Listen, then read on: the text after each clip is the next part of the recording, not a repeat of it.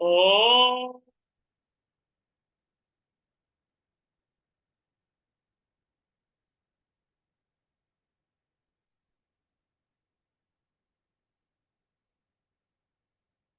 ओ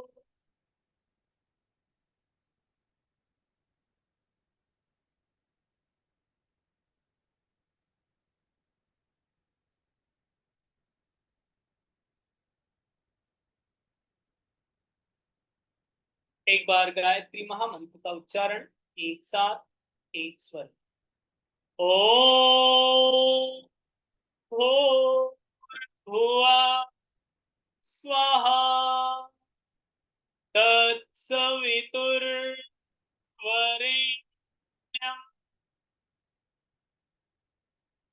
भर्गो देवस्य धीमहि धियो यो नः प्रचोदयात्। Rub your both palms on your face, release and release। आप सभी का एक बार पुनः से हृदय से स्वागत है श्रीमद् भगवद गीता के प्रैक्टिकल सेशन में, जिसमें हम सभी आज दूसरे सेशन से जुड़े।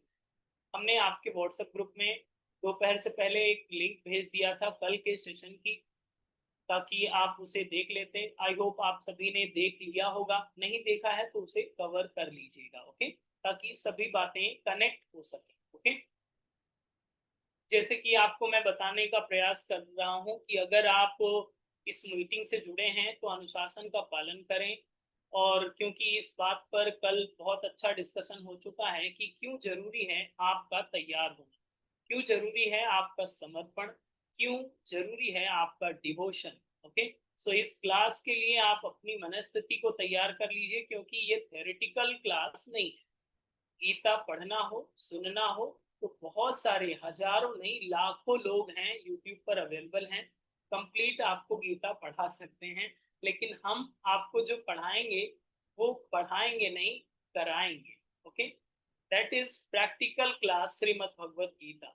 ओके, अगर आप अपने कैमरे को बंद करके केवल अटेंड करना चाहते हो तो स्थान खाली कर सकते हैं, क्योंकि आपका ये जो सेशन है ये यूट्यूब पर भी ब्रॉडकास्ट किया जा रहा है। आप यूट्यूब के माध्यम से ही देख लें, क्योंकि साइकिल चलाते, खाना बनाते, टहलते, पड़ोसी से बात करते, दूसरे से चुगली करते भी आप सुन सकते हैं, देख सकते हैं। उसमें कैमरे को ऑन करने की जरूरत नहीं पड़ती।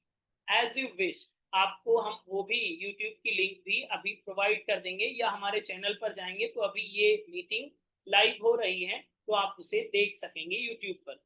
अगर अभी आपका सुनने का मन नहीं है तो आप कभी भी सुनिए या ना सुनिए, हम पे कोई फर्क नहीं पड़ता है। आपको यूट्यूब में रिकॉर्डिंग मिल जाएगी, आप उसे कभी भी देखिएगा, इस जन्म में या अगले जन्म। ओके, आपकी इच्छा पे निर्धारित है। लेकिन अगर आप इस जूम मीटिंग से जुड़े हुए हैं तो अनुशासन का पालन करें, मुस्कुराते हुए स्थान सुनिश्चित कर लें और पूरी श्रद्धा पूर्वक बैठें। कल हम लोगों ने इतना ही पढ़ा था, उसको थोड़ा सा रिवीजन कर लेते हैं। रिवीजन जैसे कि आप सीरियल देखते हैं तो अब तक जैसे दिखाते हैं ना 5 मिनट शॉर्ट में, वही चीज अभी देख लेते हैं। सबसे पहले कल हम लोगों ने समझा था कि भगवान श्री कृष्ण जो हैं, हम सबके इष्ट आराध्य जो हैं, वो आनंद के सागर हैं। यस, और जो जैसी स्थिति में होता है वो अपना स्वाद दूसरे को चखाना चाहता है। इस बात पे अच्छा एक्सप्लेनेशन किया गया है और आपने आई होप समझ लिया हो। जैसे कि कोई चोर व्यक्ति हो तो दूसरे को क्या बना सकता है? चोर। Yes, right. अगर कोई गुस्सा वाला व्यक्ति है, बहुत ज्यादा गुस्सा है, एग्रेशन है, तो वो दूसरे को गुस्सा ही दिला सकता है। आई होप जब भी आपको गुस्सा आया हो तो आपने दूसरे को दिलाया हो। जब तक दूसरा गुस्सा नहीं करता है तब तक आपको मजा भी नहीं आए। यस, और अगर आप प्रसन्न हो तो आप प्रसन्नता ही विस्तार देंगे। सेम एज भगवान श्री कृष्ण के साथ भी ऐसा था कि उनका इष्ट जो परम मित्र अर्जुन थे, उनको, अर्जुन जी को वो स्वाद नहीं आ रहा था जिसे आनंद का स्वाद जिसे कहेंगे, जिसे परम शांति कहते हैं, जिसे परम सुख कहते हैं। और भगवान श्री कृष्ण उसी के सागर में रहते हैं। तो उनको टेस्ट देने के लिए लीला रचते हैं। ओके, सो आज की बात हम लोग यहीं से आरंभ करेंगे। कल की क्लास में हम लोगों ने 3 प्रकार के श्रोताओं को समझ लिया था, समझा था। 3 प्रकार के प्रश्न क्या हो कैसे होते हैं वो भी आपने समझ लिया था। धृतराष्ट्र ने कैसा प्रश्न पूछा है। सो आज के भी विषय में हम लोग श्रीमद् भगवत गीता के पहले अध्याय के पहले ही श्लोक को ले रहे हैं। ओके, उसी की डेप्थ में जाएंगे। कल भी यही पढ़ा था, आज भी यही पढ़ा, कोई जल्दबाजी नहीं। अगर आपको जल्दी हो तो आप आगे निकल सकते। हम लोग आज यही पढ़ने वाले हैं, इसी की डेप्थ में जाएंगे। इसके साथ ही धृतराष्ट्र क्या है, कैसे हैं, अर्जुन क्या है, कौन है, कैसे हैं, ये सारी चीजें हम लोगों ने जानी थी। ओके, अब यहाँ से बात आरंभ करते हैं कि भगवान ने लीला करी है, चाहे वो महाभारत का युद्ध हो या श्रीमद् भगवत गीता का पूरा कृत्य हो, सारी चीजें लीला करते हैं। या आपके जीवन का निर्माण हो या हमारे जीवन का निर्माण हो, या सृष्टि की उत्पत्ति हो या सृष्टि का विनाश हो, सारी जगहों पर भगवान की ही लीला होती है। ये आप मानते हैं, और नहीं मानते हैं तो आप मान लीजिए, मानना पड़ेगा, ठीक है। तभी ये आगे समझ में आएगा। अब लीला करते हैं और इसी तरह से आप भी लीला करते हैं, आप भी भगवान से कम थोड़ी हैं। उसको जस्ट एग्जाम्पल के तौर पर आप समझ लीजिए। भगवान कृष्ण ने अर्जुन के सामने क्यों लीला करी और कैसी लीला है। जैसे कि आप जानते हैं कि जब युद्ध हुआ तो हजारों लोगों की हत्या हुई होगी, बहुत सारे लोग मरे होंगे, बहुत सारे लोगों को जो हानि हुई होगी, बहुत सारे लोगों को कष्ट हुआ होगा। यस, बहुत सारे लोग रोए होंगे। यस या नो? यस। लेकिन आपको रोने की जरूरत नहीं है, वो युद्ध हो चुका है, आप मुस्कुराते ही रहिए, ठीक है। कोई डरने की जरूरत नहीं है। ये एक प्रकार की लीला है, एक प्रकार का कृत्य है। इसको हम एग्जाम्पल के तौर पर अगर समझें, जैसे कि आप कहीं किसी के रिलेटिव के यहाँ गए हैं कभी जिंदगी में, सिर हिलाते रहिए ताकि मुझे लगे कि आप जाग रहे हैं। यस, गए हैं। अगर रिलेटिव के यहाँ गए हैं, बहुत अच्छी बात है। और कहीं छोटा बच्चा कहीं मिला है रिलेटिव के यहाँ का, आपके यहाँ का नहीं, रिलेटिव के यहाँ का छोटा बच्चा कभी मिला है? मिला है। तो एक आप लीला रचते हैं। जैसे कि अगर छोटे बच्चे की मम्मी भी पास में है, उससे पूछते हैं ये कौन है, वो बोलता है मेरी मम्मी है, बोलता है। और आप उसको अगर इस तरह से लीला रचने के लिए कहते हैं कि नहीं ये मम्मी तुम्हारी नहीं है, आज से हमारी मम्मी हो गई और हम इनको घर ले जाएंगे अब। यस, क्योंकि तुम मम्मी की बात नहीं मानते इसलिए तुम्हारी मम्मी को आज हम घर ले जाएंगे। अब बच्चा क्या करता है, बच्चा रोने लगता है कि नहीं मेरी मम्मी है, मेरे मम्मी को नहीं ले जा सकते, और जो भी वो कृत्य है, मतलब वो रोने लगता है, रियल में रोने लगता है। यस, नाटक नहीं कर रहा है बच्चा, रियल में रोता है। तो युद्ध तो रियल में हुआ है, रियल में बच्चा जिस तरह से रो रहा था ठीक इसी तरह से। और इस बच्चे के रोने में 2 लोग खुश हो जाते हैं। पहला जो ये बात बोल रहा था कि मम्मी को ले जाएंगे, वैसे ले वो कहीं नहीं जाएगा, उसकी मम्मी को वो क्या करेगा, उसके यहाँ पहले से ही, ठीक है। आप क्या करेंगे दूसरे की मम्मी को ले जाके, तो वो ले नहीं जा रहे थे आप, केवल आपने कहा था। अब इस बात से, अब जब बच्चा रो रहा था तो आपको दुख नहीं हो रहा था, पहली बात आपको प्रसन्नता हो रही थी कि देखो कितना सिंसियर बच्चा है, मम्मी से कितना प्रेम करता है। यस, आप प्रसन्न हो रहे थे और उसकी मम्मी भी नहीं दुखी हो रही थी, उसकी मम्मी भी यहाँ प्रसन्न हो रही थी कि वाह बहुत अच्छा लड़का, ऐसा ही होना चाहिए। अब ये दोनों लोग जो थे वो प्रसन्न हो रहे थे। ठीक इसी तरह से भगवान ने भी इस युद्ध की लीला रची है। आपको युद्ध को सोच करके दुखी होने की जरूरत नहीं, ठीक है। टाइप्स ऑफ एक जर्नी है जिसको उन्होंने किया, किसके लिए, कल्याण के लिए। किसके कल्याण के लिए, अर्जुन के जीवन में कल्याण स्थापित करने। दैट्स इट, इतना ही बात है और कुछ नहीं। तो लीला कैसे रच रहे हैं भगवान, ये समझ में आ गया। इन शॉर्ट, आप भी रचते हैं, आप भी रचते हैं। यस, जिस तरह से आप रचते हैं उसी तरह से भगवान रचते हैं। भगवान बड़े हैं तो भगवान बड़ी कला करते हैं, और आप छोटे हैं तो हम लोग छोटी कला करते हैं। जो जिस लेवल का है उस तरह की वो लीला रचता है, ठीक है। अब कल के सेशन में हमने आपको एक मेडिसिन दी थी और उसका नाम था एपेटाइजर। एपेटाइजर कब दिया जाता है, जब भूख नहीं लगती है। तभी तो एपेटाइजर दिया जाता है, यस या नो? तो मैं आपसे पूछना चाहता हूं, क्या जो हमने एपेटाइजर दिया था वो काम की क्या? मतलब कल के सेशन को सुनने के बाद आगे को सुनने का इच्छा हुआ या नहीं, कि हमारे प्रेशर में आ गए केवल? बताइए। कल हमने कुछ नहीं बताया था आपको, कल केवल एपेटाइजर दिया था आपको, ताकि आपकी भूख बढ़े, आपकी डिजायर बढ़े। क्या काम की है मेडिसिन? तो बताइए, नहीं तो दूसरा डोज देंगे। डॉक्टर भी तो यही करते हैं, एक नहीं काम किया दूसरा एक्सपेरिमेंट करेंगे फिर, और क्या, तो दूसरा तो काम करेगा, उससे हाई डोज देंगे फिर। काम कर गया है, यस। जितने लोग कल थे दाहिना हाथ ऊंचा करें। जिज्ञासा हो रही है समझने की, सीखने की, श्रद्धा बढ़ रही है श्रीमद् भगवत गीता में, प्रैक्टिकल पार्ट में, यस, वेरी गुड। ये जो कैमरे को ऑफ रहने वाले पीला हाथ ऊंचा करते हैं तो हम डर जाते हैं। पीला हाथ ऊंचा मत किया करिए, भगवान से प्रार्थना करिए कि आपको शक्ति मिले और आप कैमरे को ऑन कर सकें। प्रभु की ही लीला तो है जो आप नहीं ऑन कर पा रहे हैं, यस नो? यस। सो आज की क्लास का यहीं से आरंभ होता है। हम लोग ये तो समझ गए हैं कि भगवान लीला करते हैं, ओके। अब इसी लीला का हिस्सा कौन बना है? अर्जुन भी है, धृतराष्ट्र भी है, कौरव भी हैं, पांडव भी हैं, और सारा ये सरंजाम जुट चुका है।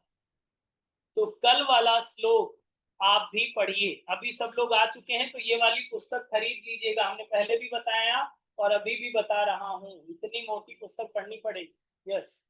डरिएगा मत, केवल 4 किलो की है, ठीक है? ये आप अमेजन से, फ्लिपकार्ट से अगर थोड़ा सा स्टडी करना चाहते हैं, सही से समझना चाहते हैं, तो ये बेस्ट रेफरेंस बुक है, इसको आप ले लीजिए अगर आपको कन्वीनियंट लगे। वरना आप सुनते रहिएगा और उबासी लेते रहिए, पानी भी पीते रहिए, ठीक है? ये वाली पुस्तक आपके लिए टेक्स्ट बुक की तरह काम करेगी, तो इसको आप ले लीजिएगा। हिंदी में भी अवेलेबल है, गुजराती, बंगला और कई भाषाओं में ये अवेलेबल है। इसका नाम है श्रीमद् भगवत गीता साधक संजीवनी। गीता प्रेस से ये पब्लिश होती है। सस्ती ही पुस्तक मिल जाती है, क्योंकि बड़ी पुस्तक भी सस्ती मिल जाती है गीता प्रेस की, ये खास बात है, ओके। तो ये साधक संजीवनी आप ले लीजिएगा। इसकी खास बात ये है कि इसमें जो भी श्लोक हैं उसको डिटेलिंग में एक्सप्लेन किया गया है, एक एक टर्म्स को अच्छे से एक्सप्लेन किया गया है, ठीक है? और आज हम लोग कौन सा अध्याय पढ़ने वाले हैं? प्रथम अध्याय, ठीक है? शुरू करें कथा, पंडित जी? नहीं, पंडित जी नहीं है, तो फिर ट्राई करते हैं कि आप तक वो बातें पहुंचाएं जिसके आप हकदार हैं। सो आरंभ करते हैं। ओम श्री परमात्मने नमः। अथ प्रथमो अध्यायः। धृतराष्ट्र उवाच। हमारे बात आप रिपीट करिएगा, कल ही वाला श्लोक आज भी ले रहे हैं। धर्म क्षेत्रे कुरुक्षेत्रे समवेतायुतुत्सवः मामका पांडवश्चैव किम कुर्वत संजयः। यही तो बात पूछी गई थी। ये धृतराष्ट्र ने पूछा कि क्या कर रहे हैं, लाइव टेलीकास्ट में ही तो पूछ रहा था। वो तो आप डिटेल में समझ चुके हैं कि लाइव टेलीकास्ट होता क्या है और कैसे किया जाता है। कल की क्लास में यही समझाया गया था। बस इस किताब को बंद करो, इतना ही पढ़, ठीक है? हम लोगों को प्रैक्टिकल करना है, किताब से ज्यादा मतलब है नहीं। फिर प्रैक्टिकल पे आते हैं। अब कल की कथा यहां तक हम लोगों ने रोका था, जो संजय गए थे, संजय को भेजा था धृतराष्ट्र ने जी। ये बैकेंड पार्ट जो था, संजय को भेजा धृतराष्ट्र ने युद्ध से पहले कि जाओ उनको थोड़ा सा पॉइजन देकर आओ, उनमें फूट डालने की कोशिश करो, उनमें डाउट्स डालने की कोशिश करो। भगवान श्री कृष्ण ने उसे डाइल्यूट करके हटा दिया, कहा कि जाओ अपने अपने कमरे में, कल सीधा युद्ध के क्षेत्र में मिलेंगे, अहमदाबाद रेलवे स्टेशन, ठीक है? सीधा फील्ड में मिलेंगे, अब सीधा मैदान में दिखेंगे और कुछ नहीं, ठीक है? तो ये चीजें हमें किस चीज को बताती हैं कि जिस विषय का चिंतन नहीं करना चाहिए उसे हमें त्याग देना चाहिए।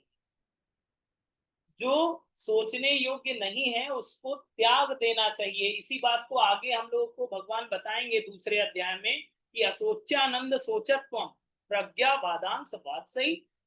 जब कहते हैं कि अर्जुन को तुम नपुंसक हो गए हो क्या, जो सोचने योग्य नहीं है वो सोच रहे हो, ये बात दूसरे अध्याय में बताएंगे। तो उसी चीज को यहाँ पर भी इंकित किया जा रहा है, मतलब थोड़ा सा डायरेक्शन दिया जा रहा है कि जो आपको सोचने योग्य नहीं है उस पे नहीं सोचना चाहिए, खासकर नेगेटिव बातें कि अब मर जाएंगे तो क्या होगा, बुढ़ापा तो आ गया, अब तो मर जाएंगे।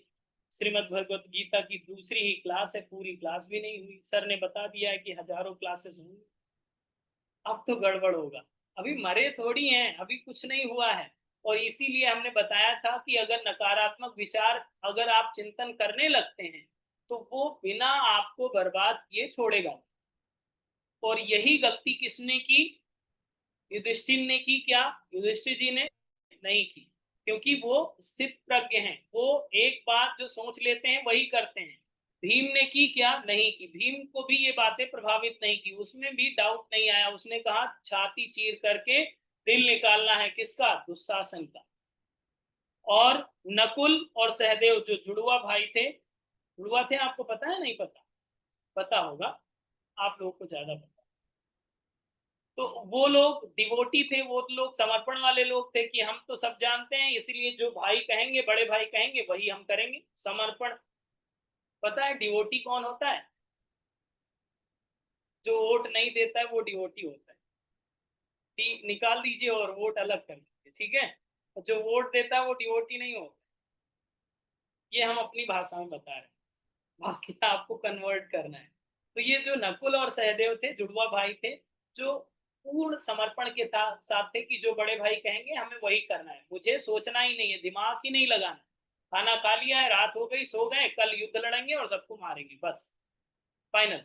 लेकिन ये जो थे अर्जुन महाराज जी, ये डाउट में गए, ये डिप्रेशन में गए, इनको संशय हुआ, ये पूरी रात सोए नहीं, सोए सोच रहे थे कि जब भी खाना खाने बैठेंगे थाली पर सबके खून भरे चेहरे दिखेंगे, सबका सर काटना पड़ेगा, कल क्या होगा, कितना भयानक हो जाएगा, बहुत सारी चिंता हो रही थी। क्यों, जो सोचने योग्य नहीं था उसे सोचा, तो बात समस्या खड़ी हो गई। इसी तरह से हम लोगों ने कल की ही क्लास में क्वेश्चन समझ लिए हैं, जिज्ञासा, जिज्ञासु प्रश्न, और परीक्षा वाला प्रश्न, और तीसरा जो था आक्षेप। लिख लीजिए, ये टर्म्स नया है आपके लिए। कथा केवल मत सुनते रहिएगा, लिखते पढ़ते रहिए ताकि आप बुद्धिमान भी हो जाएं।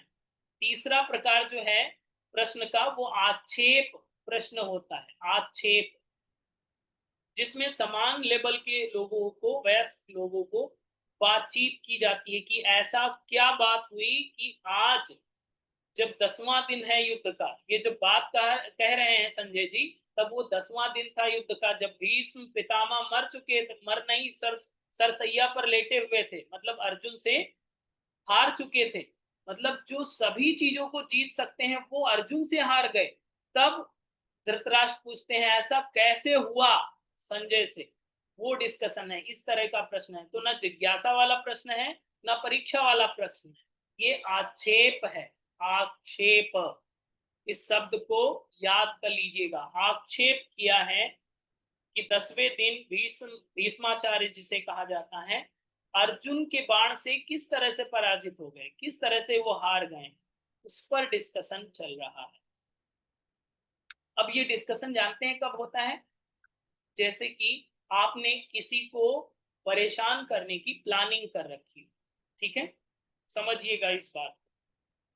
किसी को परेशान करने के लिए, थोड़ा सा मारने के लिए, या उसको पीड़ित करने के लिए, या फिर आपने ऐसा कुछ सोच रखा है कि ऐसा बोलेंगे ये परेशान हो जाए, ठीक है।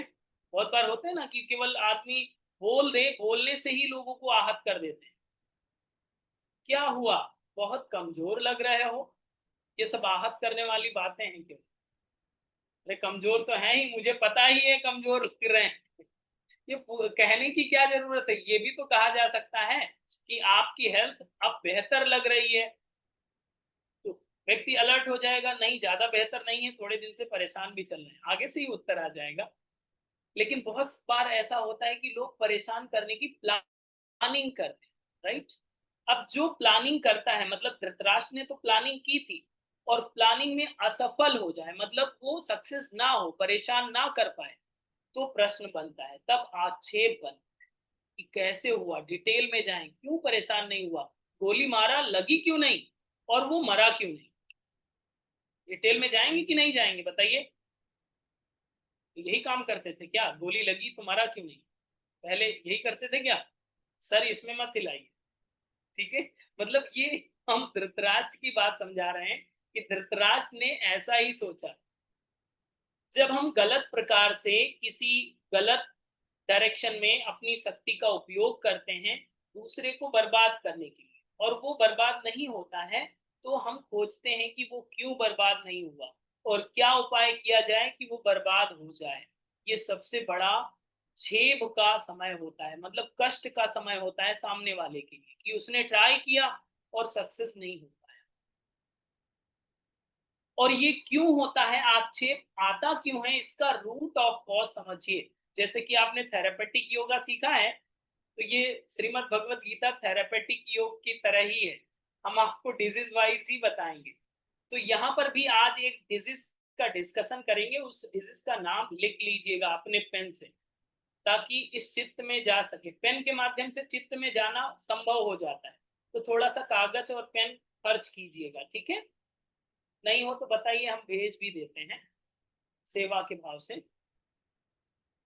एक बीमारी का नाम लिखिए, जिसे लिखिए ममता। इस बीमारी से कोई भी आज तक ज्यादातर बचा नहीं है, ममता। किसी का नाम हो तो आप अपना नाम मत बताइए, ठीक है। ये डिजीज का नाम है, ये मन का रोग है, मेंटल डिसऑर्डर्स है ये, ममता। स्पिरिचुअल भाषा में इसे डिजीज डिक्लेयर किया गया है। कैसे, कैसे इसे डायग्नोस करेंगे, किस तरह से इसके कॉज एंड सिम्टम्स होंगे, वो सारी चीजें आज हम लोग इस प्रैक्टिकल सेशन में जानेंगे। जानना चाहते हैं, यस या नो, बता दीजिए। आपका उत्तर ना भी होगा तो हमें हाँ ही सुनाई देता है, आप चिंता मत करिए, ठीक है। तो बोलते रहिएगा जब भी हम बोलें। सभी लोग इस रोग से पीड़ित होते हैं जिसका नाम है ममता। और इसको इस लाइन को समझने के लिए थोड़ा सा आपको प्रयास करना पड़ेगा। जैसे एक लाइन आपने सुना होगा कि अहम नहीं होना चाहिए, अहम को कम कर लेना चाहिए, बहुत सारे ज्ञानी लोगों को से आपने सुना होगा, यस या नो। गर्दन तो हिला सकते हैं, यस। सुना है कि अहम कम कर लेना चाहिए, बहुत अहंकारी हो गया है, बहुत अहम हो गया है, और अगर अहम रहेगा तो स्पिरिचुअल जर्नी नहीं कर सकते, ऐसा भी ज्ञानियों से सुना होगा। और आपने भी सुना है इस कान से इस कान से निकाल दिया है कि कोई मतलब नहीं, अपने काम का नहीं है, आउट ऑफ सिलेबस है। ये काम की चीज सही में नहीं है, एक्चुअल में इसको हम लोगों ने समझा नहीं है। अहम कभी भी नष्ट नहीं किया जा सकता।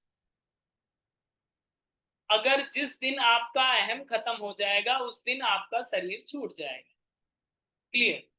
पंच महाभूत से बना ये जो शरीर है, इस दिन इसको छोड़ देगा, फिर ये नष्ट हो जाएगा, मतलब प्राण निकल जाएंगे, उसी दिन अहम खत्म हो सकता, ठीक है। और अहम खत्म हो जाता है तो आपको कोई आग में जला दे, पानी में डुबा दे, मिट्टी में दबा दे, कुछ भी कर दे, आप कुछ भी नहीं बोलते कि नहीं नहीं थोड़ा सा इधर से आग ज्यादा कम करो, उधर से ज्यादा करो, कुछ नहीं बोलते, चू नहीं बोलते हैं, यस। बोलते हैं क्या, नहीं, कि अहम के खत्म होने की कंडीशन। अब तक तो गलत पढ़ रहे थे क्या। हाँ जरूर गलत पढ़ रहे थे। श्रीमद् भगवत गीता में और भगवान कृष्ण तो यही कह रहे हैं कि आप गलत पढ़ रहे थे। अब तक अहम खत्म होने वाली चीज नहीं है, ठीक है। कैसे नहीं है उसको आप समझिए, डेप्थ में जाएंगे इसके। अहम लिखिए और उसके दो डायमेंशन बनाइए, मतलब इसको टू टाइप्स में डिवाइड किया जाता है। एक होता है परिपूर्ण अहम,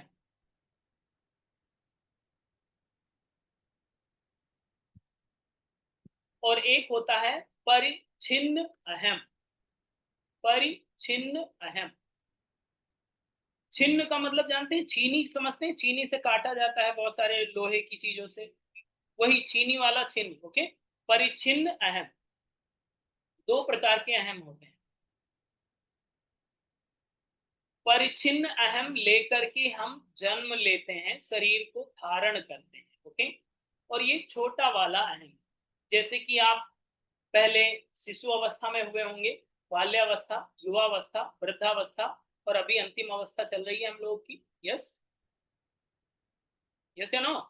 यस, मान लीजिए अभी आज ये भी डिक्लेयर हो जाएगा कि अंतिम है कि मध्य है, ठीक है?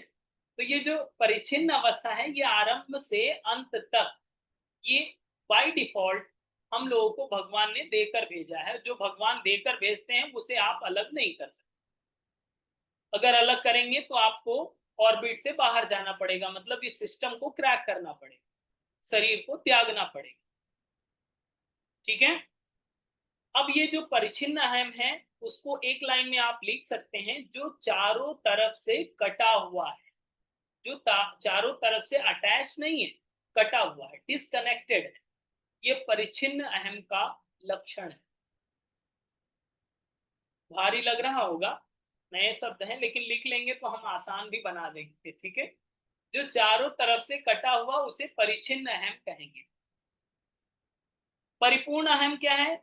जिसमें किसी भी प्रकार की परिच्छिन्नता नहीं है, मतलब सभी जगह से कनेक्टेड है, सब जगह से, मैक्सिमम चीजों से वो इंटरकनेक्टेड है, उसे परिपूर्ण अहम कहेंगे।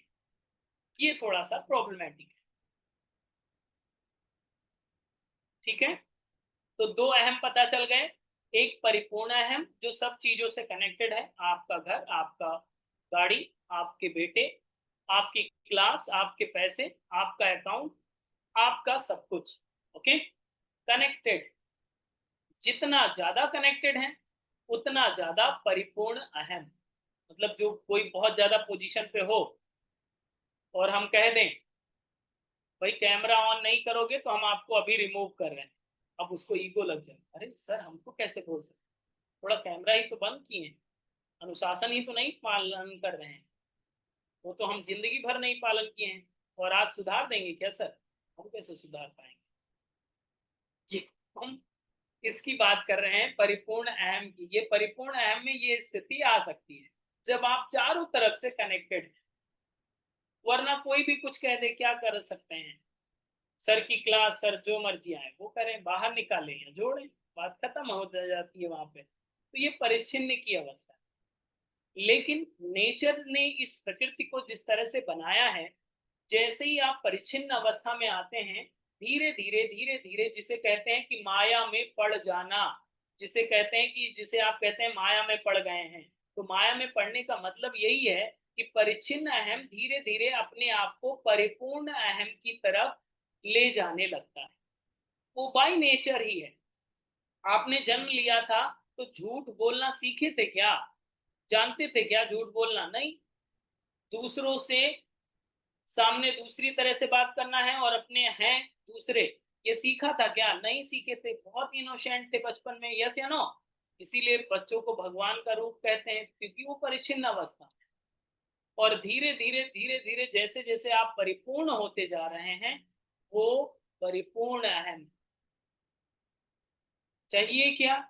करना यही है, इसी अवस्था में बने रहिए जैसे थे, ज्यों की त्यों रख दीनी चदरिया। सुना है? नहीं सुना? जैसा था वैसा ही बनाए रखने का प्रयास करना है, अदरवाइज इसका नेचर ही है परिपूर्ण की तरफ ऑटोमेटिक जाएगा, जिस तरह से पानी ढलान की तरफ ऑटोमेटिक चला जाता है। सेम एज हम सभी का व्यक्तित्व, हम सभी की पर्सनालिटी ऑटोमेटिक कनेक्टेड होने लगेगी। नहीं अजय, अभी पहले फ्रिज व्रिज चलते नहीं थे तो फ्रिज आपके घर में नहीं था, अभी आज चलता है तो है। अभी आप और बड़ा होना चाहिए, और डिजिटल होना चाहिए, वॉशिंग मशीन पहले घर घर करने वाली होती थी, अभी फुल ऑटोमेटिक चाहिए। तो जितना ज्यादा आप इन्वॉल्व होते जाते हैं उतना ज्यादा आप उससे अटैच होते जाते हैं। और आप कल्पना कर लीजिए, आपने फुल ऑटोमेटिक यूज की है और आपके घर से वो मशीन हटा दी जाए आपकी बिना परमिशन से, आप तांडव कर देंगे 2 मिनट। ये ऐसे थोड़ी होता है, जीवन नहीं चलेगा। बाकी जीवन चलता था पहले भी, जब वॉशिंग मशीन नहीं थी तब भी जीवन चलता था। मैं जस्ट एग्जांपल दे रहा हूं कि इस तरह से जैसे जैसे आप वस्तुओं से या अन्य व्यवहार से अटैच्ड होते जाते हैं, गार्बेज इकट्ठा होता जाता है, उसी तरह से आप परिपूर्ण अहम की तरफ बढ़ जाते हैं और आपको पता भी नहीं चलता है और आप धृतराष्ट्र बन जाते हैं, ठीक है? परिपूर्ण अहम का जो प्रभाव होता है, भाव होता है, मन पर जो प्रभाव पड़ता है, वो है ममता। फिर वो ममता उत्पन्न होती है। ममता केवल पुत्र से थोड़ी होती है, बेटा बेटी से थोड़ी होती है, आपको सामान से भी क्यों होती है? ममता, अटैचमेंट, राइट? तो यहाँ से ये चीजें कनेक्ट होती हैं कि जैसे जैसे आप परिपूर्ण की तरफ बढ़ेंगे, वैसे वैसे आपका ये जो ममता वाला रोग है वो बढ़ने लगेगा। समझ में आ रहा है या भारी लग रहा है? सब समझ में आना रहा चाहिए। 101%। हम बहुत डाइल्यूट करके बताने का प्रयास कर रहे हैं, ये कंप्लीट 101% टेस्टेड है, प्रैक्टिकल चीजें हैं, इसको आप अपनी लाइफ में अप्लाई कर सकते हैं और खुद से एनालिसिस भी कर सकते हैं कि हमारी लाइफ में ये डिजीज है या नहीं है। अब अहम को थोड़ा सा अगर इसको व्याकरण की दृष्टि से ग्रामेटिकल अगर एक्सप्लेनेशन समझें, तो आ का मतलब होता है नहीं, और हम का मतलब होता है हनन, कभी नाश ना होने वाला। जब अहम का अर्थ ही है जो कभी नहीं नष्ट हो सकता, और आप जुट जाते हैं कि अहम नष्ट कर देंगे, माला जप रहे हैं, भजन कर रहे हैं, मंदिर जा रहे हैं, घंटा बजा रहे हैं, घंटा तोड़ रहे हैं, सिर पटक रहे हैं, सिर दूसरे का फोड़ रहे हैं, कुछ भी कर रहे हैं, अहम इससे नष्ट नहीं होगा। और थोड़ा कोई पिन कर दिया, नहीं आपके कपड़े पुराने दिख रहे हैं, हाँ आपको क्या पता, हम आज ही खरीद के लाए हैं, आपको वैल्यू ही नहीं पता कपड़े की, ये ब्रांडेड कपड़े हैं। अहंकार तुरंत बोल पड़ता है, फिर अहंकार पे जब चोट लगती है, तो वो चीजें यहाँ से कनेक्टेड होती है। क्लियर? अहम कभी नष्ट होने वाला नहीं है, लेकिन ये जो परिपूर्ण की तरफ जा रहा है, इसको आप कंट्रोल कर सकते हैं एज यू कन्वीनियंट। जो आपके लिए अनुकूल है उतना आप नियंत्रित करें। अभी तक हमें ये पता ही नहीं था कि ये नष्ट नहीं हो सकता था, और इसी में शायद जुटे हुए थे अंधी दौड़ में, और कहीं नहीं पहुंच रहे थे, ट्रेडमिल की तरह दौड़ रहे थे 1 घंटे से, पूरा जीवन दौड़ रहे थे, अभी पहुंचे कहीं नहीं थे। तो ये वही वाली चीजें हैं कि आप, हम लोग को अगर समझ में आ गया है कि इस अहम के माध्यम से अगर परिपूर्ण अहम बढ़ेगा तो ममता वाला रोग होगा, और यही रोग हुआ धृतराष्ट्र को, इसीलिए उन्होंने आक्षेप जैसा प्रश्न किया। क्वेश्चन जो किया है, आक्षेप वाला प्रश्न किया। ठीक है, समझ में आ गया? क्लियर? मुस्कुराइए, फिर सीरियस मत होइए। सीरियसनेस में फिर बात नहीं है, लाइट बने रहिए, लाइटर, लाइफ इज लाइटर बनाए रखिए, जितना लाइट रहेंगे उतना फ्रेश रहेंगे। और इसको हम एक एग्जांपल के तौर पर बताते हैं, जैसे कि थकता कौन है, थकान किसको होती है, पता है आपको? कौन थक जाता है? जो ज्यादा प्रेशर लेता है। अरे नहीं सर, आप कितना बता गए, अनछिन्न परछिन्न करछिन्न क्या बता रहे थे, 2 शब्द होते हैं, समझ में कुछ नहीं आया, लोड ले लिया, आप परेशान हो गए, आप थक जाएंगे। अरे नहीं समझ में आया, कोई बात नहीं, रिकॉर्डिंग देख लीजिएगा, आज नहीं समझ में आया कल समझ में आएगा, टेंशन मत लीजिए, लाइट बने रहिए। और ठीक इसी तरह से एक एग्जांपल अगर मैं बताऊं आपको, बहरे आदमी को जानते हैं? कोई बहरा आदमी है आसपास में, कान की खराबी हो गई हो, बहरे आदमी को सुनने के लिए मेहनत करनी पड़ती है, पता है आपको?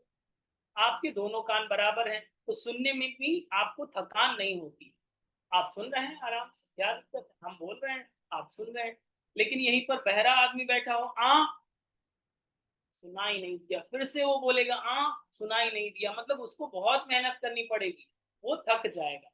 तो जहां पर प्रयत्न होता है, जहां पर बहुत ज्यादा ट्राई करना पड़ता है, वहां पर आप फटीग फील करते हैं।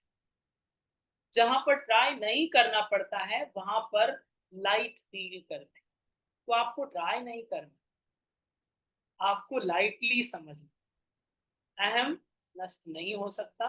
2 प्रकार हैं, परिचिन्न, परिपूर्ण। ठीक है? ममता जैसा रोग है, और ममता जैसा रोग कब हो जाएगा? जब परिचिन्न खत्म होने लगता है, हमारी बुद्धि मंद होने लगती है, प्रज्ञा कमजोर होने लगती है, हम सोच नहीं पाते हैं कौन अपना है कौन पराया है, कौन छूट जाएगा कौन रह जाएगा, कितने लोग हमारे साथ जाएंगे जब हम मरेंगे, और कितने लोग यहीं ड्रॉप कर देंगे हमको। वो जब भूल जाते हैं, तभी ये चीजें आपको परिपूर्ण की तरफ ले जाती। और आपको लगता है कि आपने बहुत कुछ पा लिया, बहुत प्राप्त कर लिया, बहुत बड़े हो गए, और फिर ये अहम का निर्माण होता है जो आपका घातक। ठीक है?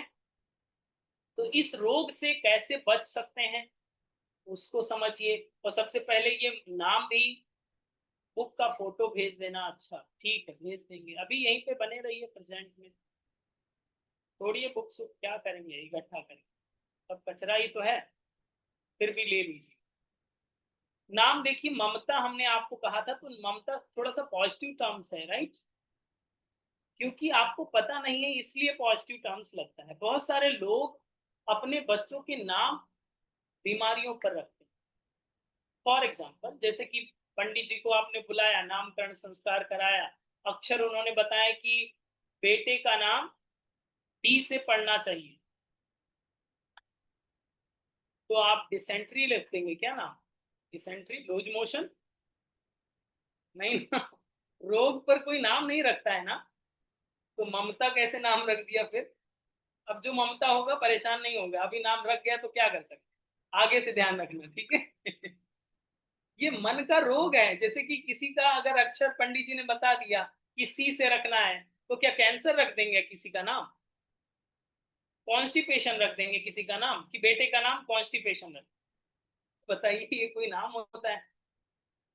इस तरह से आपको सोचना चाहिए कि ये जो मन के रोग हैं, जैसे नाम कुछ बता दें, कुछ लोग गुस्सा हो जाएंगे, लेकिन कोई बात नहीं, अपने घर पे हैं, हम अपने घर पे हैं। एक नाम है ममता, ये रोग का नाम है, बताएं।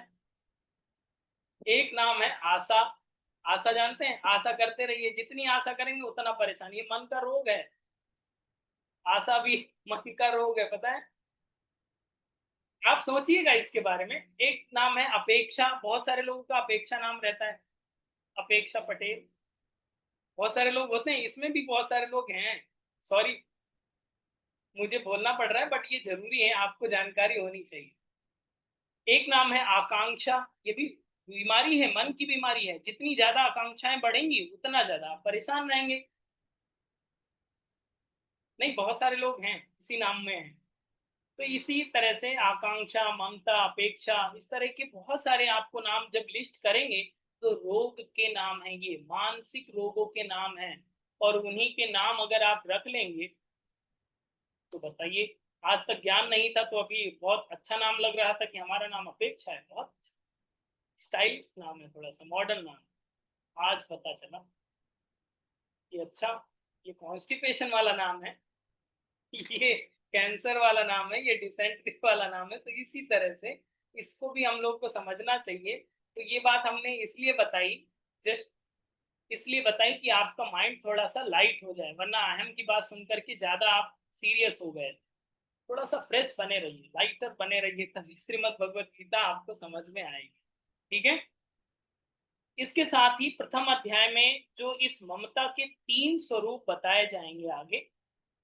पहला है तामसिक ममता। ये जो आपकी ममता की बात कर रहे हैं, जो धृतराष्ट्र को हुई है, इस ममता वाली बीमारी हुई है, ये तामसिक ममता हुई। अब आप थोड़ा सा रिलैक्स हो जाएंगे कि मतलब अगर नाम आपका ममता भी है, तो आप तामसिक, राजसिक, सात्विक, तो आप सात्विक में अपने को काउंट कीजिएगा, तो अच्छा है। ठीक है? आप टेंशन मत लीजिएगा, ठीक है? अगर आपका नाम आशा है, तो सात्विक, राजसिक, तामसिक, ये तीनों प्रकार में डिवाइड कर लीजिएगा, और अपने को सात्विक में काउंट करिएगा, ताकि थिंक पॉजिटिव और बी लाइट। ठीक है? तो यहाँ पर जो ममता, तामसिक ममता हुई, वो धृतराष्ट्र महाराज को हुई। और धृतराष्ट्र महाराज को ये तामसिक ममता को अगर डिफाइन किया जाएगा, तो जो व्यक्ति जड़ पदार्थों में ज्यादा आकृष्ट हो जाता है, मतलब ज्यादा अटैच हो जाता है, उसे तामसिक ममता कही जाती है। जड़ पदार्थों में जो ज्यादा अटैचमेंट करता है। आपने सीरियल अगर महाभारत का देखा हो, तो आपको एक सीन दिखाई देती है, जब धृतराष्ट्र को दिखाया जाता है, एकांत में होते हैं, तो वो अपने मुकुट को, ताज को निकाल करके, और देख, वो एक तो अंधे हैं तो देख सकते नहीं है, लेकिन टच करते रहते, वाह बहुत अच्छा, इस इंद्रप्रस्थ का पूरा शासन हमारे से, मजा है, ऐसे ही बने रहेंगे। मतलब बहुत ज्यादा अटैचमेंट। अंधा होकर ही व्यक्ति देखना चाहता है, उसे दिखाएगा कुछ नहीं, फिर भी टच करके फील ले रहा है। समझ रहे हैं?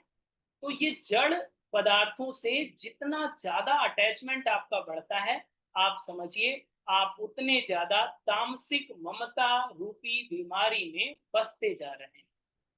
आपको क्या करना है? आपको तामसिक ममता रूपी बीमारी से पढ़ना है या छूटना है? बताइए।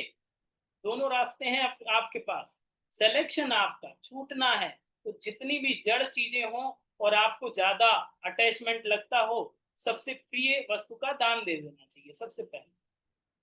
हमको नहीं, आप हमारी तरफ मत देखिएगा, हम थोड़ी दान लेते हैं, हम तो फीस लेते हैं आपसे। ठीक है। आप किसी को जो ज्यादा अटैचमेंट वाली चीज हो उसको थोड़ा छोड़ कर देखिएगा, उससे प्रैक्टिस होगी, प्रैक्टिस करनी पड़ेगी। जैसे कि आपको आज बीमारी पता चल गई, तो बीमारी का इलाज छड़ी घुमाते हुए नहीं हो जाएगा। समझिए बात को, उसकी एक प्रोसेस होगी। आप प्रॉपर काउंसलिंग कराएंगे, प्रॉपर काउंसलिंग के बाद उसका ट्रीटमेंट लेंगे, प्रॉपर ट्रीटमेंट होगा और उसको फॉलो अप करेंगे, तब जाके वो बीमारी दूर होगी। तो आपको प्रॉपर ट्रीटमेंट लेना है, उसको डे बाय डे उसको फॉलो अप करना पड़ेगा कि कितना बचा है अभी। परिचिन्न अहम, छीनी से काटते जाना है धीरे। परिपूर्ण अहम को परिचिन्न अहम में ले आना है। कब तक? मरने से पहले तो कर ही लीजिएगा, या इस जन्म में नहीं तो अगले जन्म में करना तो पड़ेगा, तभी ये जर्नी रुकेगी। वरना back to back, back to back, back to back, back to back आते जाएंगे। भरत फिर भरत, भरत फिर भरत, ये चलता ही रहेगा। इस कार्यक्रम चलता ही रहेगा, रुकने वाला नहीं है। समझ रहे हैं? तो इसी पर आपको काम करना है। तो ये बात आई होप समझ में आ गई है आपको। अब जब हम जीवन में किसी भी घटना से कुछ सीख लेते हैं, ये कैसे करेंगे, इस बीमारी को कैसे आपको दूर करना है, उसके फॉर्मूले को, उस फैक्टर को समझिए, कैसे ये बीमारी दूर हो जाएगी। जब हम किसी भी घटना से कुछ भी सीख लेते हैं तो राग द्वेष नहीं बनता। आप सभी योगा के टीचर हैं और अध्यायी हैं, तो आप लोगों को राग द्वेष पता होगा आई होप। राग का मतलब अटैचमेंट, द्वेष का मतलब डिटैचमेंट, मतलब से घृणा कर। ठीक है। तो राग द्वेष तब नहीं होता है जब किसी भी घटना से आप कुछ सीख लेते हैं। जैसे कि अभी आप इस क्लास में हैं, इस क्लास में अगर आपने कुछ सीख लिया तो आपको राग द्वेष नहीं होता है। अरे दूसरा सेशन कवर कर लिया है, समझ में आ गया है क्या बोलेंगे सर, हमें पता हो गया, सीख लिया आपने, तब राग द्वेष नहीं होगा। वरना आपने कैमरा बंद करके सीखा, अरे समझ में भी नहीं आया क्या बोला है, सब लोग तो बहुत आंख निकाल रहे थे, हमें कुछ समझ में नहीं आया। अब इसमें राग भी हो सकता है, द्वेष भी हो सकता है, दोनों स्थितियां आ सकती। जस्ट एग्जाम्पल की, ठीक इसी चीज को आपको मैं एक बहुत ही लाइव एग्जाम्पल में बताऊं तो आप समझेंगे। जैसे कि आग, जानते ही आप, अग्नि, फ्लेम, फ्लेम को कभी आपने टच किया है? टच किया है? कभी नहीं टच किया। अरे आज ही जला के गैस हाथ रख दीजिएगा 10 मिनट के, आपको पता चलेगा। एक्सपेरिमेंट तो करना ही पड़ेगा। तो जब आपने आग को टच किया होगा, सभी ने आई होप टच किया होगा, तो आपको गर्म लगा होगा और जलन हुई होगी। लेकिन आज तक आपको आग से न राग हुआ है कि ये आग बहुत खराब है, आज से इसके सामने नहीं जाएंगे, आज से इसको छुएंगे नहीं, आज से इसका यूज नहीं करेंगे, मतलब द्वेष नहीं हुआ कभी भी। आग से ना राग हुआ है ना द्वेष हुआ है, क्योंकि आपने आग को टच किया और ये सीख लिया कि आग गर्म होती है, ये जला सकती है। इसलिए अब हम इसे राग द्वेष नहीं करेंगे, इसे सीख लेंगे और फिर इसका यूज करेंगे कंट्रोल्ड फायर के रूप में। खाना भी बनाएंगे, खाना भी खाएंगे, और भी जितने भी उपयोग होते हैं सब करेंगे। और अब इस स्थिति में आकर के आग आपके नियंत्रण में आ गई, मतलब आग आपकी गुलाम है। आप बटन दबाइए, आग जल जाएगी, आप बटन बंद कीजिए, आग बंद हो जाएगी। यही बात तो। ठीक इसी तरह से इस पूरे फॉर्मूले को अपनी लाइफ में अप्लाई कीजिए थोड़ा सा। जैसे कि पत्नी उवाच, ये श्रीमद् भगवत गीता में नहीं है, ये आपकी गीता में। अगर पत्नी ने कहा कुछ कि अपने पति के लिए कि इनको हमेशा गुस्से में ही रहते हैं, मुंह फुलाए रहते हैं, जो भी बोलो बताते हैं नमक कम है या तेल कम है या दूध कम है या फिर चीनी कम है, बहुत सारे आर्गुमेंट होते हैं, ये ऐसे ही हैं। ठीक है। फिर ना आपको इसमें राग होना चाहिए, द्वेष होना चाहिए। लेकिन आप राग भी करते हैं, द्वेष भी करते हैं कि नहीं? अपनी रियल लाइफ में देखिए, होता है कि नहीं होता है? 101%। इसीलिए हमने कहा प्रैक्टिकल क्लास है, दैट इज प्रैक्टिकल क्लास।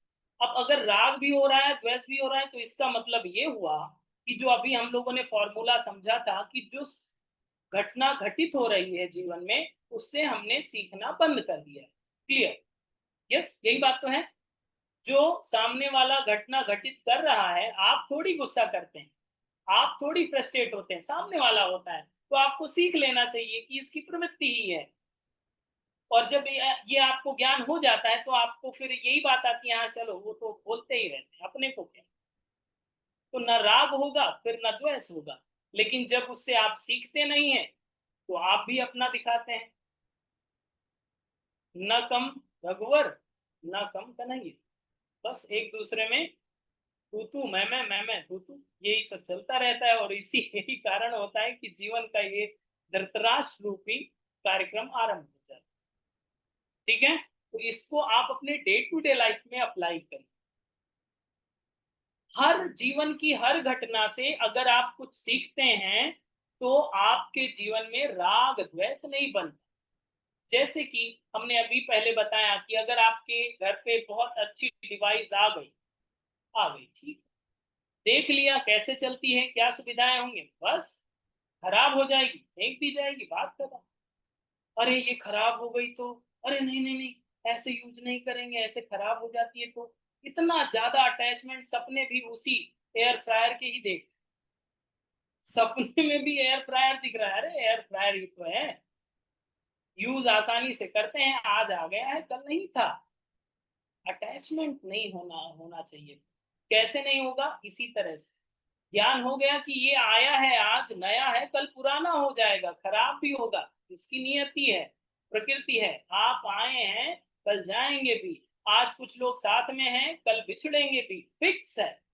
ये तो ज्ञान पहले से ही ज्ञानी लोग बैठे हैं। यस, ज्ञान है तो फिर राग द्वेष की जरूरत होती ही नहीं है। फिर फॉर्मूला तो यही कहता है। लेकिन बहुत गलती कर रहे थे अब तक, राग भी कर रहे थे, द्वेष भी कर रहे थे, किसी के बारे में बुराई करने की चर्चा डिस्कशन छेड़ ही दो केवल, बस। अरे 2-3 घंटे क्या, और 4 से 5 बुला ही लो क्या। नहीं सर, टाइम नहीं है, बहुत बिजी सी। तो वहां पर आपका ये चीजें प्रैक्टिकल लाइफ में आप समझ में आती हैं कि जब हम लोग सीखना बंद कर देते हैं, वहीं से राग और द्वेष की उत्पत्ति होने लगती है। और राग द्वेष बढ़ता जाएगा, मतलब जीवन कष्टमय होता जाएगा। तो आपको जीवन को कष्टमय बनाना है या आनंदमय बनाना है? भगवान श्री कृष्ण यही कहते हैं कि ये फॉर्मूला अप्लाई करिए, जस्ट अप्लाई करिए और खुश रहिए। फॉर्मूला स्पष्ट, कि आप जो भी घटना घटित हो रही है, आप गए आज स्कूटी से बहुत अच्छे से मेकअप करके, बहुत डेंटिंग पेंटिंग करके गए, और स्कूटी लड़ी, आपका चेहरा बिगड़ा, आपका चेहरा अच्छा दिखने वाला टेढ़ा हो गया, तो आप दुखी होंगे या प्रसन्न होंगे? ना दुखी होइए ना प्रसन्न होइए, बस सीख लीजिए कि भाई इस तरह से जो स्कूटी चला रहे थे काला चश्मा लगा के, वो भी रात के समय, तो नहीं चलाना चाहिए था, देख के चलाना चाहिए था। तो उस चीज से आपको ना राग होगा, द्वेष होगा, ना आप परेशान होगे, घटना घटित होनी थी, घट गई, अब इसका ट्रीटमेंट कराओ, जल्दी रिकवरी हो जाएगी। यही बातें हमने आपको और भी डायमेंशन में बताई हैं। थेरेपेटिक योगा में भी तो पढ़ाया है ये सब चीजें। सेम चीजें यहाँ पर भी अप्लाई की जाए। फॉर्मूला लिख लिया है आपने? हाँ, लिख लीजिएगा, वरना ये अच्छी बातें रुकती नहीं है दिमाग में खास कर। एक प्रश्न है हमारा आपसे, आप सभी से, कितने लोग इसमें सीनियर सिटीजन हैं? प्लीज रेज योर हैंड, जो सीनियर सिटीजन हो, उनके लिए हमारी इस क्लास में विशेष फैसिलिटी है। ओके, कितने लोग सीनियर सिटीजन में आते हैं? यस, एज ग्रुप 45 से ऊपर है तो सीनियर सिटीजन ही मानिए आज के समय में। यस, बहुत सारे लोग, ज्यादातर। ठीक है, हाथ नीचे कर लीजिए, कुछ मिलेगा नहीं, हम आपको केवल डेटा ले रहे हैं, आपका डेटा ले रहे थे कि आप लोग 45 के ऊपर हैं। ठीक, अब ये जो बूढ़े लोग अपने आप को कंसीडर कर चुके हैं कि आप बूढ़े हैं, तो इसकी पहचान कर लीजिए सबसे पहले। बुढ़ापा आने से अगर आपको बचना है, तो इस फॉर्मूले को अप्लाई कर लेना होगा। ये आज का फॉर्मूला बहुत इंपॉर्टेंट। अगर आपको बुढ़ापा आने नहीं देना है, सीखना चाहते हैं सब लोग? Yes, go through. बुढ़ापा को जाने देना है, यस। तो बुढ़ापा, पहले तो ये एनालिसिस कर लीजिए कि बूढ़े लोग होते कौन है।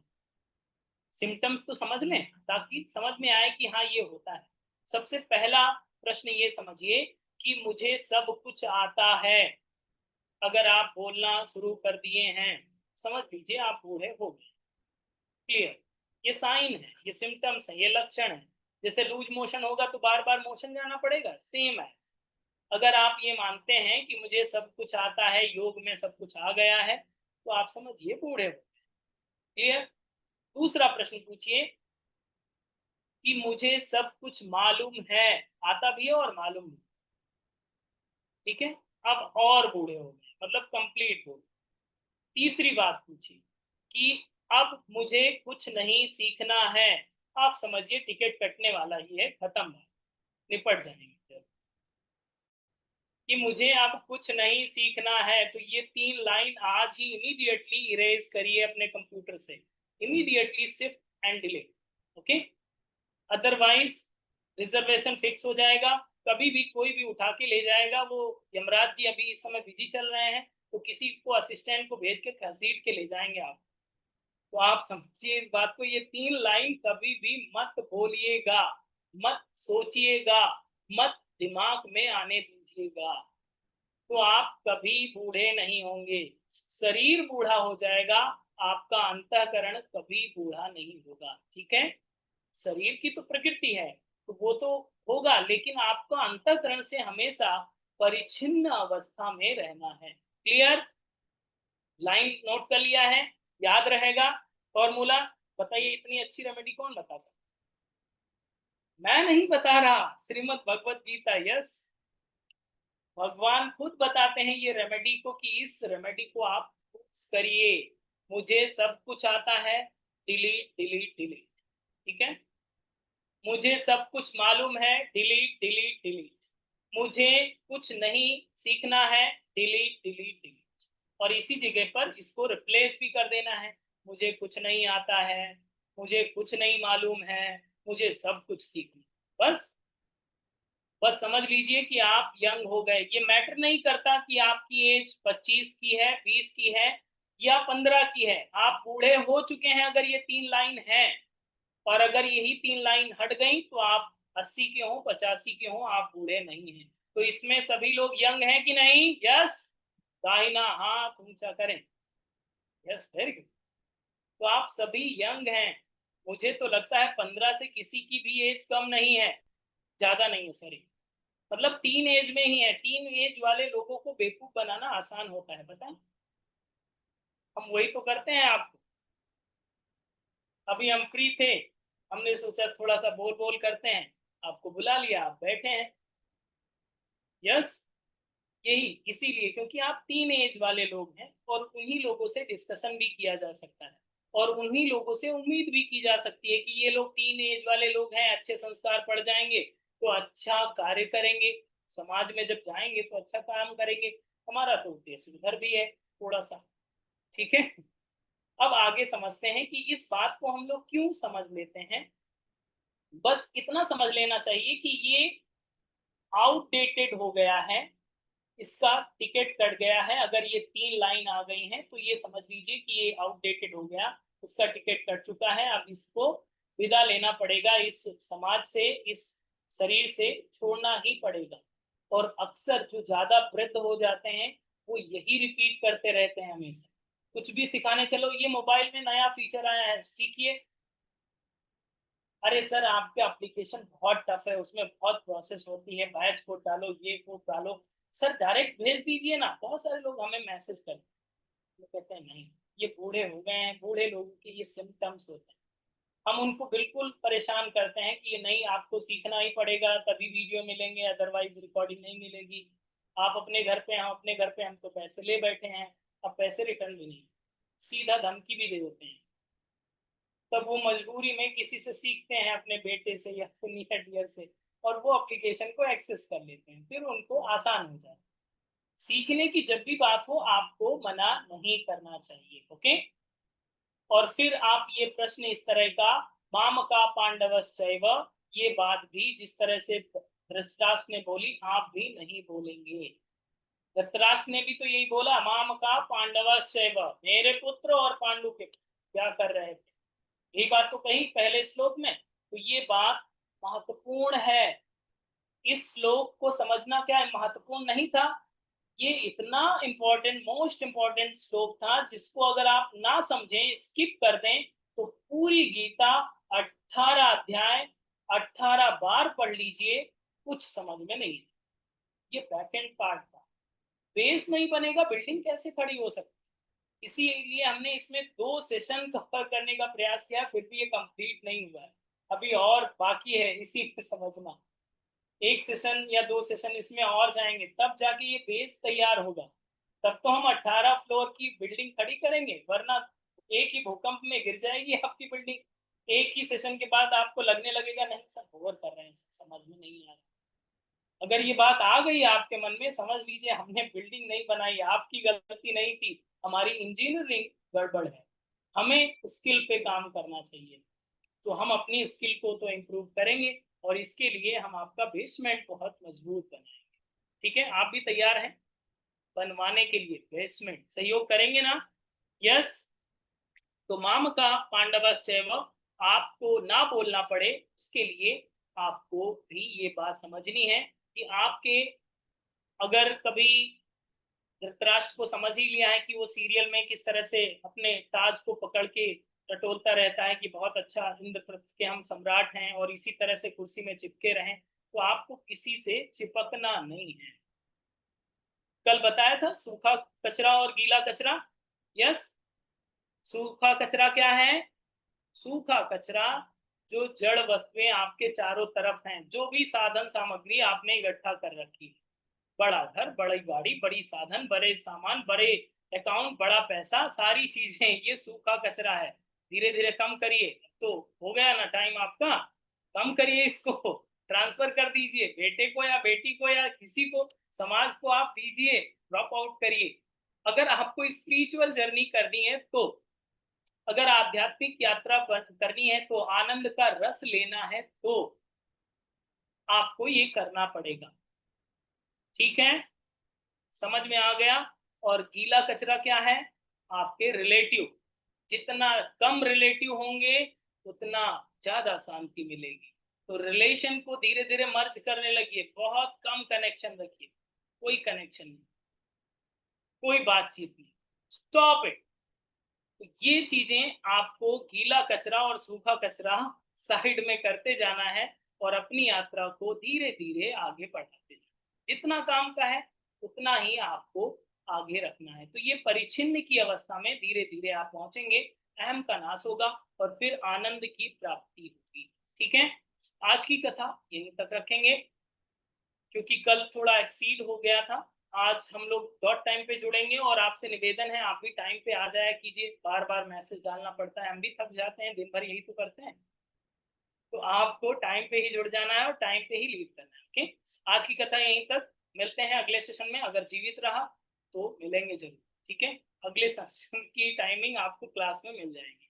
दोनों हाथ ज्ञान मुद्रा में, आंखें सहजता से बंद रखें, मन को शांत स्थिर होने दें, और अभी जाइएगा मत जब तक हम परमिशन ना दें, वरना कल ज्वाइन नहीं करने देंगे। ईश्वरीय चेतना, दिव्य सत्ता, भगवत चेतना का स्मरण करें, उस पर ब्रह्म परमात्मा का स्मरण करें, योगेश्वर का स्मरण करते हुए हम सभी के चित्त पर ये जो सकारात्मक संस्कारों की बरसात हो रही है, इस बरसात में हम सभी भीग सकें, इस स्नान में हम सभी पवित्र हो सकें, और इसे अपने व्यक्तिगत जीवन में अपना करके अपने जीवन को श्रेष्ठ, सुंदर और सत्यम शिवम सुंदरम का ये पवित्र भाव हम सभी में स्थापित हो, आनंद में स्थापित हो। इस पवित्र भाव के साथ एक बार दीप ओम का उच्चारण, देन शांति का ओ।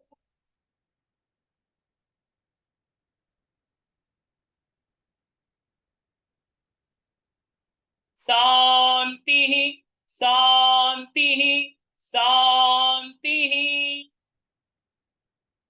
Rub your both palms and your face, release and release. Thank you to all. नमस्ते। मैं एक सूचना ये देना चाहता हूँ कि आप सभी को आज फीस जमा करनी है। अब लोग डर गए कि अरे सर फ्री बोल रहे थे, फीस कैसे जमा करनी है। फीस सुन लीजिए कैसे जमा करना है आपको।